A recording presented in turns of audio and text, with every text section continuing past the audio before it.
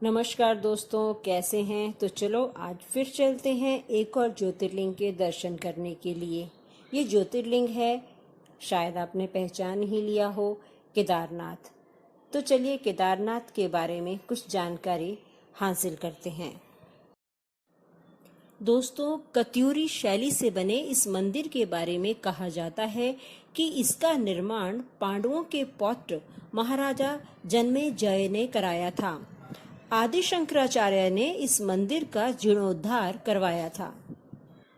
माना जाता है कि पांडवों ने केदारनाथ में तपस्या कर शिव को प्रसन्न किया था।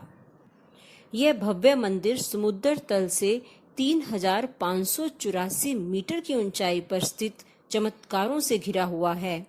इस विशाल प्राचीन मंदिर के मनोरम परिदृश्य तो देखते ही बनते हैं। यह मंदिर भारत के उत्तराखंड राज्य के रुद्रप्रयाग जिले में स्थित है। हिमालय पर्वत की गोद में केदारनाथ 12 ज्योतिर्लिंगों में तो शामिल है ही, साथ में 4 धाम और पंच केदार में से भी एक है।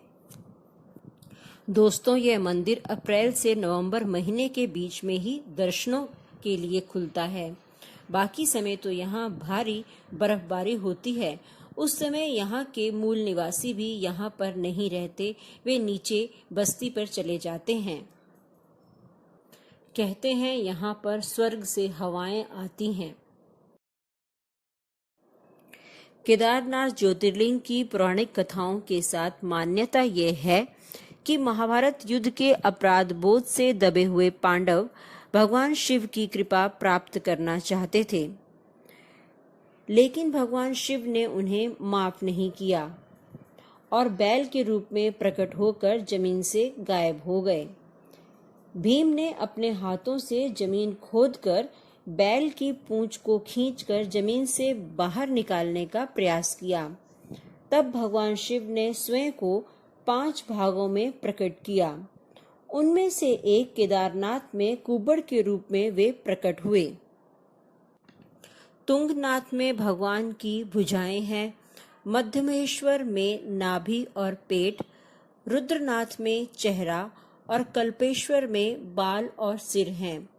पांडवों ने इन 5 तीर्थ स्थानों यानी कि पंच केदार की पूजा और तपस्या की और अपने पापों से छुटकारा पाया। मंदिर की सबसे दिलचस्प विशेषताओं में से एक केदारनाथ शिवलिंग है। यह लिंगम के आकार में एक प्राकृतिक चट्टान है। केदारनाथ शिवलिंग इसलिए भी अनूठा है कि इसका आकार बढ़ता ही जा रहा है। माना जाता है कि जब शिवलिंग शुरू में एक अंगूठे के आकार का था और अब ये 4 फीट तक बढ़ गया है। इसका बढ़ना वैज्ञानिकों के लिए एक रहस्य की बात अब भी बनी हुई है। यहाँ पर आप देखेंगे कि शिवलिंग त्रिभुज के आकार का है। यह मंदिर 1200 वर्ष से भी अधिक पुराना मंदिर है। जिस स्थान पर शिवलिंग प्रकट हुआ, वहां पर केदार नामक राजा का शासन था और भूमि का वह हिस्सा केदारखंड कहलाता था, तो इसलिए इस शिवलिंग का नाम केदारनाथ पड़ा।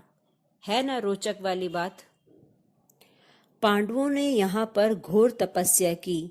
तब शिवजी ने उन्हें बैल के रूप में दर्शन दिए और बैल के रूप में ही इसी स्थान पर शिवलिंग के रूप में स्थापित हो गए।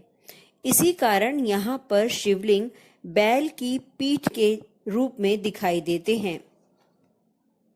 दोस्तों, वर्ष 2013 में जब यहाँ भीषण प्राकृतिक आपदा आई थी, तो एक विशालकाय शिला ने मंदिर पर बाढ़ का प्रभाव नहीं पड़ने दिया था। तब से इस विशाल शिला को देवशिला के रूप में पूजा जाने लगा और इस तरह से मंदिर के इतिहास में एक नया अध्याय जुड़ गया।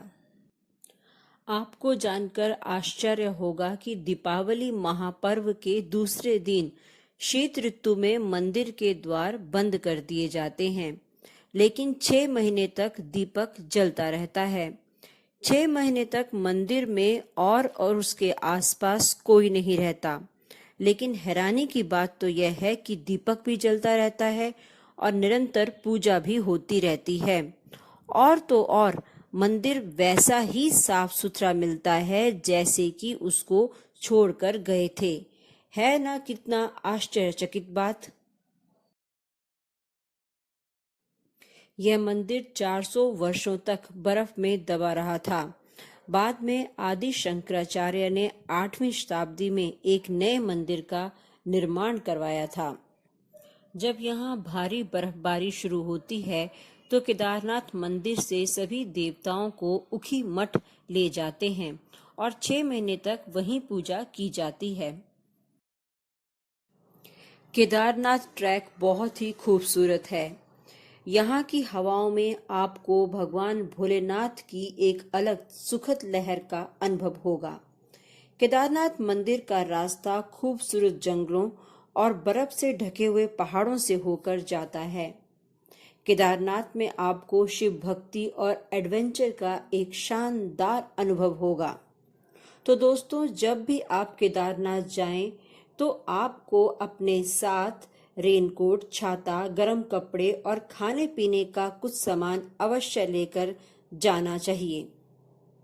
जब आप यहाँ पहुंचेंगे तो आप देखेंगे कि छोटे से बड़े, बुजुर्ग हों चाहे जवान हों, सभी भक्ति में डूबे हुए हैं। पूरा माहौल भक्तिमय हो गया है। इसीलिए किसी ने सच ही कहा है कि उस समय ऐसा लगता है कि जैसे स्वर्ग ही यहाँ पर उतर आया हो। तो दोस्तों, आशा है आपको केदारनाथ ज्योतिर्लिंग से जुड़ी कथा काफी रोचक लगी होगी। तो फिर मैं हाजिर होंगी एक और ज्योतिर्लिंग की कथा के साथ। तब तक के लिए आप अपना ध्यान रखिएगा। नमस्कार। आशा है आपको मेरा ये व्लॉग अच्छा लगा होगा और अगर आपको पसंद आया होगा तो जरूर लाइक और शेयर कीजिएगा ताकि मैं और भी ज्योतिर्लिंग के बारे में आपको नई नई जानकारी दे सकूं। धन्यवाद।